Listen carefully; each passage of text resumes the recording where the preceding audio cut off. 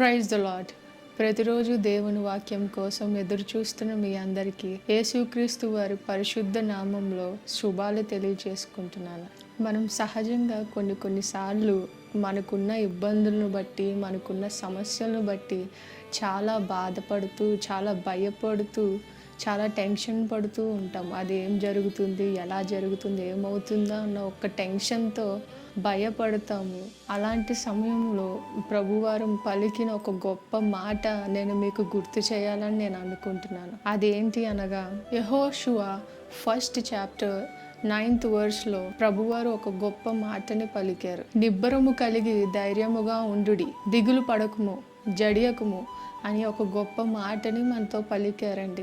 మనకున్న టెన్షన్స్తో ఎంతో భయపడిపోతూ, అది కొన్నిసార్లు మనం ఎట్లా ఆలోచిస్తామంటే, అమ్మో దాని నుంచి మనం బయటికి రాలేము, ఎట్లా బయటపడాలో మనకి అర్థం కావట్లేదు, ఇది ముందుకు ఎలా సాగాలో తెలియట్లేదు అన్న పరిస్థితిలో చాలాసార్లు మనం ఏం చేస్తామంటే దేవుని కన్నా ఎక్కువలో పెట్టేసుకుంటామండి. అప్పుడప్పుడు మనకున్న భయాలని దేవుని కన్నా ఎక్కువ స్థాయిలో మనం పెట్టుకుంటాం. అది ఎట్లా అంటే కొన్నిసార్లు మన ఆలోచనలో కూడా ప్రార్థన చేసినా అది తీరదులే, ప్రార్థన చేసినా అది జరగదులే, ఎవరికి చెప్పినా ఏం చేస్తారు, ఏమీ చేయలేరు అన్న ఒక ఆలోచనతో ఆ సమస్యని మనకు తెలియకుండానే దేవుని కన్నా ఎత్తులో మనం పెట్టేసుకుంటున్నామండి. అలాంటి సమయంలో దేవుడు పలికిన గొప్ప మాటలు మనం గుర్తు చేసుకుంటే గనక ఆయన ఏం పలుకుతున్నారంటే, don't be afraid, I'm always with you, నేను ఎప్పుడూ మీతో ఉన్నాను,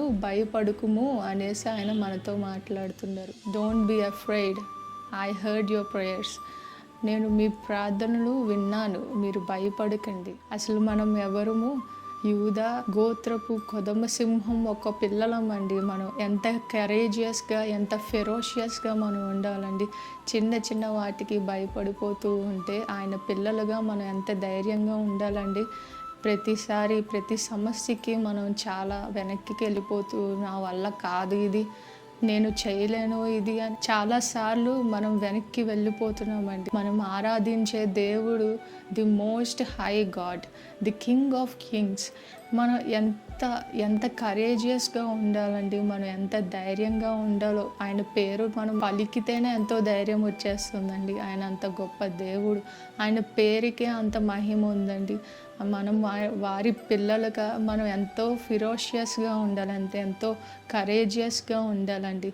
మనం ఎవరైనా మీతో వచ్చి ఇది నీ వల్ల కాదు, నీ వల్ల ఇది అవుతుందా, నీ వల్ల ఇది అస్సలు కాదు, నీతో ఇది సాధ్యం కాదు అని వారు అంటున్నారేమో, మీరు వారితో చెప్పండి, ఇది నా వల్ల కాదు, కానీ నా దేవుడి వల్ల సమస్తము సాధ్యమే అని చెప్పండి. ఎందుకంటే with him everything is possible. ఆయన తలుచుకుంటే మన సమస్యలు ఒక చిటికలోనే పోతాయండి. కానీ ఎన్నోసార్లు మనం ప్రార్థన చేసుకోవడానికి ఆలోచిస్తామండి. ఇది ప్రార్థన చేసుకున్న తీరే సమస్య కాదు అని మనం ఆలోచిస్తామండి. కానీ ఒక్కసారి మీరు ప్రార్థన చేసుకుంటే ఆయన ఖచ్చితంగా మీ మొర వింటారు, మీ కార్యాన్ని ఖచ్చితంగా చేస్తారు. మీ సమస్య ఏదైతే ఉందో ఆయన ఖచ్చితంగా నెరవేరుస్తారు. మీరు భయపడకుండా ఆయన సన్నిధిలో మీరు ఏమైతే సమస్యను ఎదుర్కొంటున్నారో, మీరు ఏమేమి బాధలతో ఉన్నారో ఆయనకి వేడుకోండి, ఆయనకి మీరు చెప్పుకోండి, ఆయన ఖచ్చితంగా వింటారు. మనం దేని గురించి భయపడకుండా, దేని గురించి చింతపడకుండా మనం ఆయన ఉన్నారు, ఆయన నాకు చేస్తారు, ఈ సమస్య నాకు సాల్వ్ అయిపోయిందని మీరు నమ్మితే ఆయన ఖచ్చితంగా క్రియ చేయడానికి రెడీగా ఉన్నారండి. మనం సింహము పిల్లలమండి, ఎంత ధైర్యంగా ఉండాలి. కానీ మనం ఒక్కొక్కసారి పిల్లల్లాగా భయపడిపోతూ ఉంటామండి కదండి. కానీ మనం సింహము పిల్లలంటే ఎంత ఫెరోషియస్గా ఉండాలో మనం చాలా నేర్చుకోవాలండి. చాలా ధైర్యాన్ని మనం తెచ్చుకోవాలండి. ఆయన నాతో ఉంటే సమస్తము నాకు సాధ్యమే అనుకుని మీరు ముందుకు వెళితే ఆయన ఖచ్చితంగా కార్యం జరిగిస్తారండి. Trust his timing. ఆయన మీద మీరు నమ్మకం ఉంచండి. ఆయన ఖచ్చితంగా ఈ సమస్యలు ఏవైతే మీరు ఫేస్ చేస్తున్నారో ఖచ్చితంగా అవి సాల్వ్ చేస్తారండి. అయ్యో నా ప్రార్థన వినలేదే అని మీరు అనుకోకండి. దానికోసం ఆయన మార్గం సిద్ధపరుస్తున్నారు. He is preparing the way.